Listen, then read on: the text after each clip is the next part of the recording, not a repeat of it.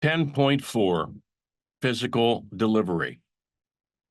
Learning objectives. Explain the role of facial expressions and eye contact in speech delivery. Explain the role of posture, gestures, and movement in speech delivery. Explain the connection between personal appearance and credibility in speech delivery. Explain the connection between visual aids and speech delivery. Many speakers are more nervous about physical delivery than vocal delivery. Putting our bodies on the line in front of an audience often makes us feel more vulnerable than putting our voice out there. Yet most audiences are not as fixated on our physical delivery as we may think. Knowing this can help relieve some anxiety, but it doesn't give us a free pass when it comes to physical delivery. We should still practice for physical delivery that enhances our verbal message. Physical delivery of a speech involves nonverbal communication through the face and eyes, gestures, and body movements. Heading: Physical delivery and the face.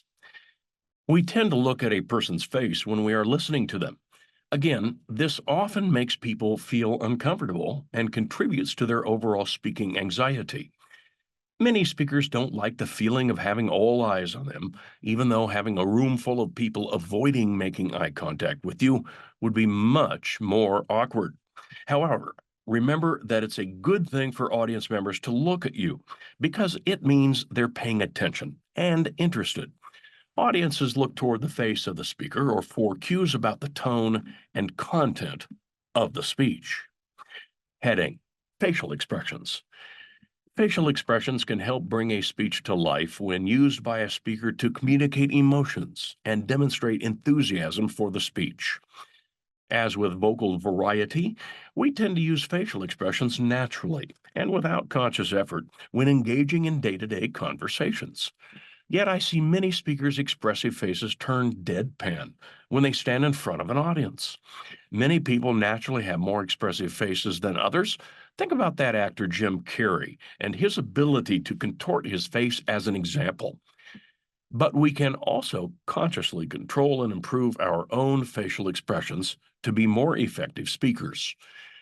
As with other components of speech delivery, becoming a higher self-monitor and increasing your awareness of your typical delivery habits can help you understand, control, and improve your delivery.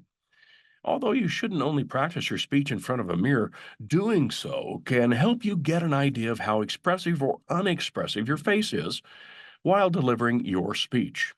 There is some more specific advice about assessing and improving your facial expressions in the Getting Competent box in this chapter. Facial expressions help set the emotional tone of a speech, and it is important that your facial expressions stay consistent with your message. In order to set a positive tone before you start speaking, briefly look at the audience and smile. A smile is a simple but powerful facial expression that can communicate friendliness, openness, and confidence. Facial expressions communicate a range of emotions and are also associated with various moods or personality traits. For example, combinations of facial expressions can communicate that a speaker is tired, excited, angry, confused, frustrated, sad, confident, smug, shy, or bored, among other things. Even if you aren't bored, for example, a slack face with little animation may lead an audience to think that you are bored with your own speech, which isn't likely to motivate them to be interested.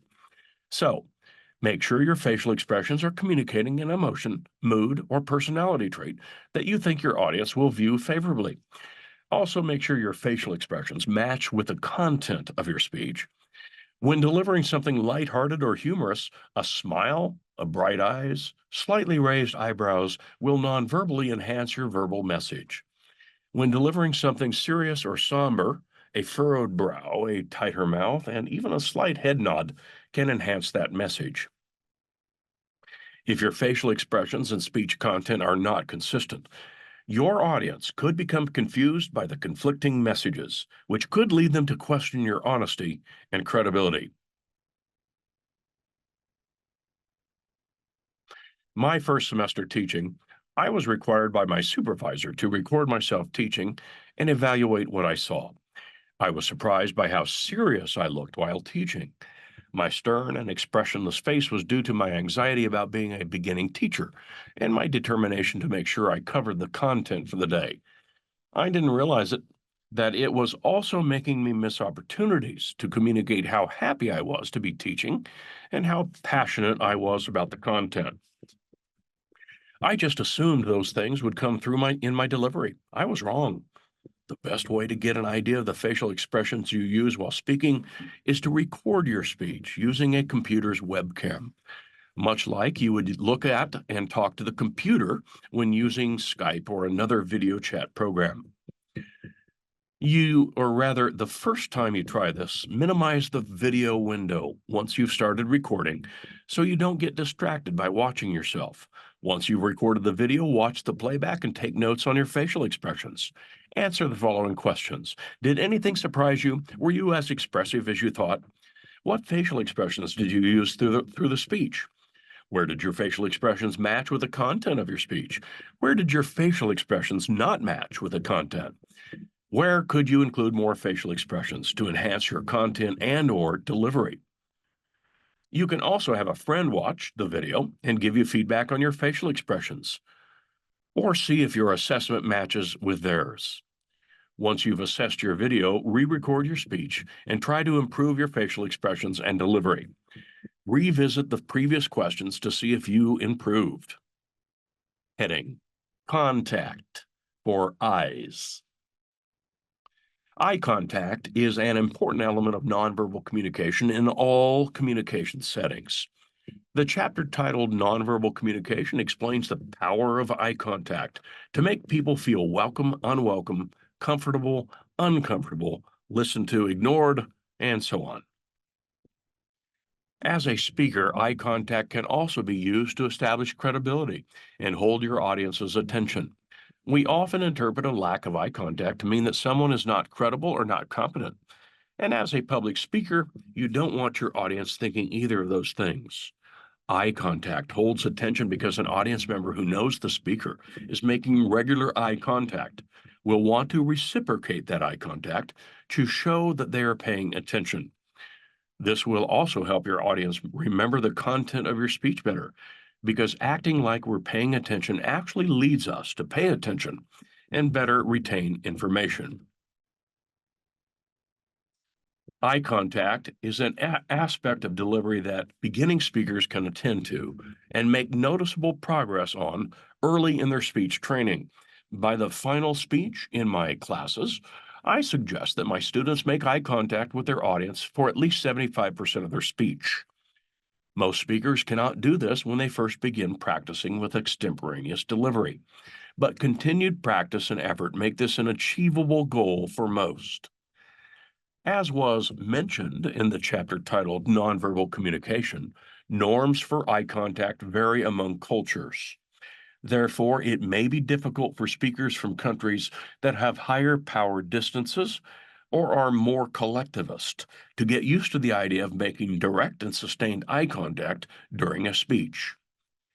In these cases, it is important for the speaker to challenge himself or herself to integrate some of the host culture's expectations and for the audience to be accommodating and understanding of the cultural differences. Tips for having effective eye contact.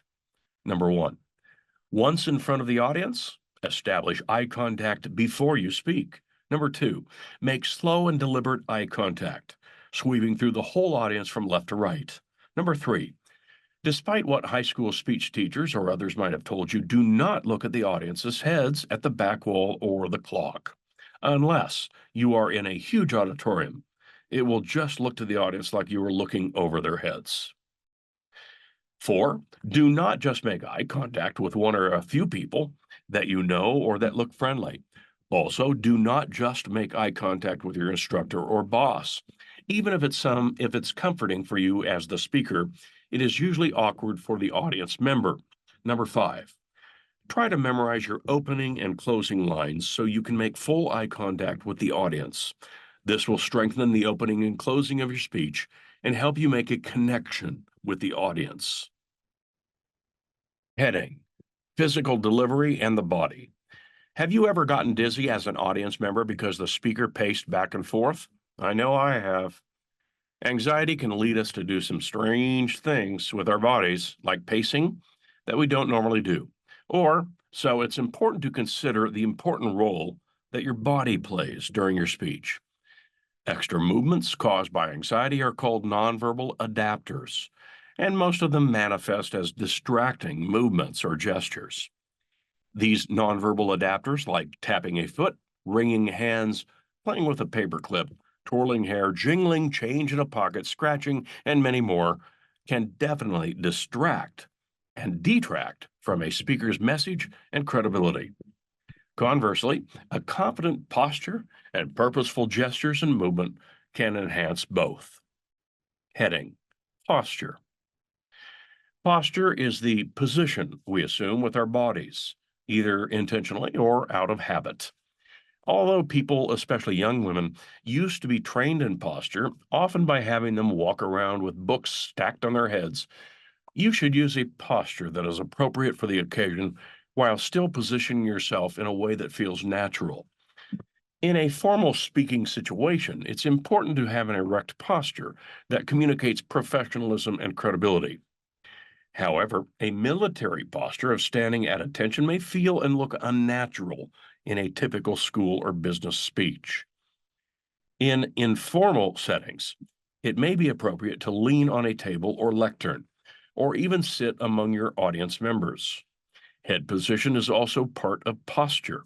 In most speaking situations, it is best to keep your head up, facing your audience. A droopy head doesn't communicate confidence, and consider the occasion important, as an inappropriate posture can hurt your credibility. Heading: Gestures. Gestures include arm and hand movements. We all go through a process of internalizing our native culture from childhood. An obvious part of this process is becoming fluent in language. Perhaps less obvious is the fact that we also become fluent in nonverbal communication, gestures in particular. We all use hand gestures while we speak, but we didn't ever take a class in matching verbal communication with the appropriate gestures. We just internalize these norms over time based on observation and put them into practice. By this point in your life, you have a whole vocabulary of hand movements and gestures that spontaneously come out while you're speaking. Some of these gestures are emphatic and some are descriptive. Emphatic gestures are the most common hand gestures we use, and they function to emphasize our verbal communication and often relate to the emotions we verbally communicate. Pointing with one finger or all the fingers straight out is an emphatic gesture. We can even bounce that gesture up and down to provide more emphasis. Moving the hand in a circular motion in front of our chest with the fingers spread apart is a common emphatic gesture that shows excitement and often accompanies an increased rate of verbal speaking. We make this gesture more emphatic by using both hands. Descriptive gestures function to illustrate or refer to objects rather than emotions.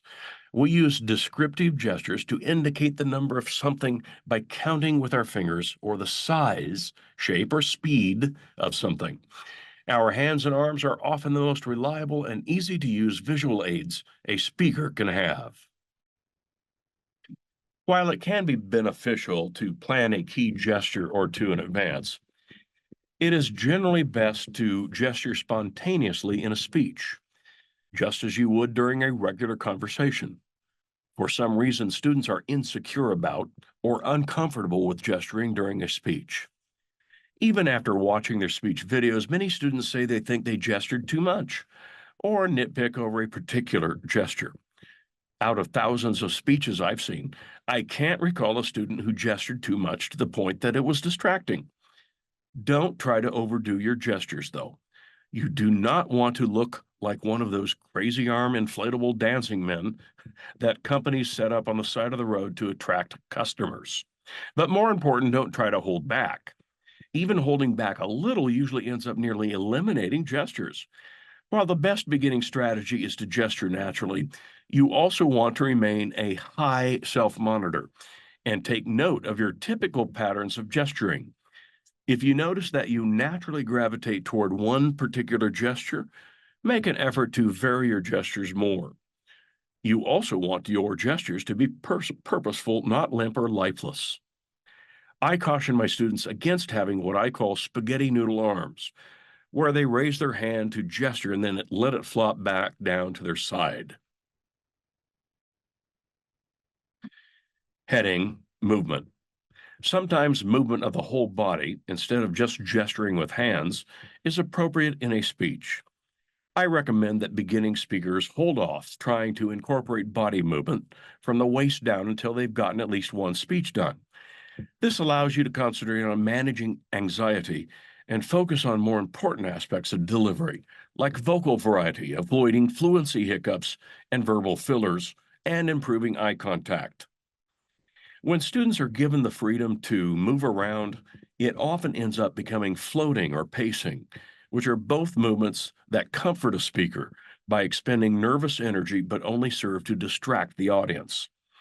Floating refers to speakers who wander aimlessly around, and pacing refers to speakers who walk back and forth in the same path.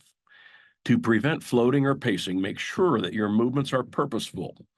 Many speakers employ the triangle method of body movement, where they start in the middle, take a couple steps forward to the right, then a couple steps to the left, then return back to the center. Obviously, you don't need to do this multiple times in a 5 to 10 minute speech, as doing so, just like floating or pacing, tends to make an audience dizzy. To make your movements appear more natural, time them to coincide with a key point you want to emphasize or a transition between key points. Minimize other movements from the waist down when you are not purposefully moving for emphasis.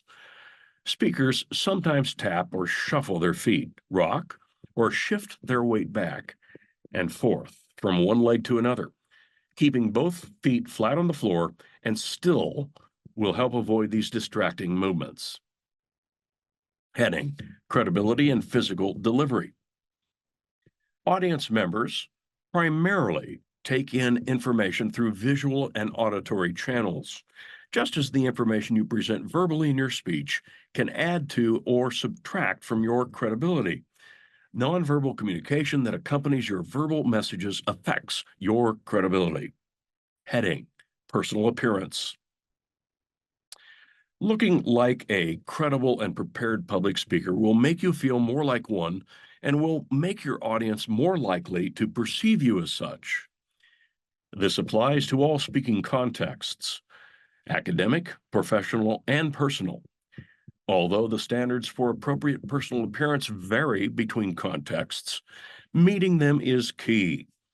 You may have experienced a time when your vocal and physical delivery suffered because you were not dressed the part. The first time I ever presented at a conference, I had a terrible cold and in my hazy packing forgot to bring a belt. While presenting later that day, all I could think about was how everyone was probably noticing that, despite my nice dress shirt tucked into my slacks.